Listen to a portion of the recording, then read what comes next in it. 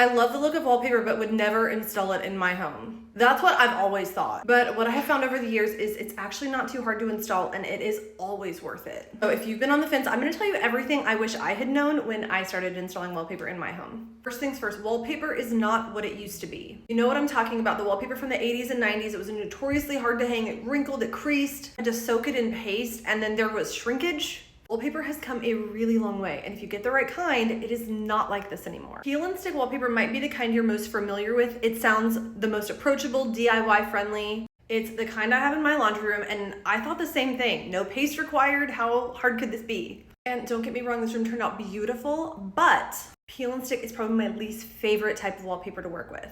It is very unforgiving. Once you've stuck it to the wall, it is there, and you kind of have to like peel it back, stick it back up, and do that 700 times with one panel before you get it lined up perfectly. It's also very common to get some little air bubbles in this type of wallpaper, which you can poke with a needle, but still just something else to deal with.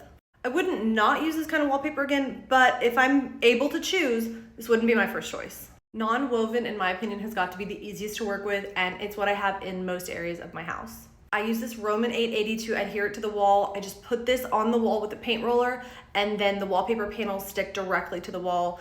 It takes a minute for them to dry, so you have time to adjust the panel, make sure it's straight and perfect before you really get it into place. This is also exactly what I did in the dining room, and this was probably the easiest wallpaper job I've ever done. And just recently I learned about a new type of wallpaper, which is this pre-pasted non-woven wallpaper.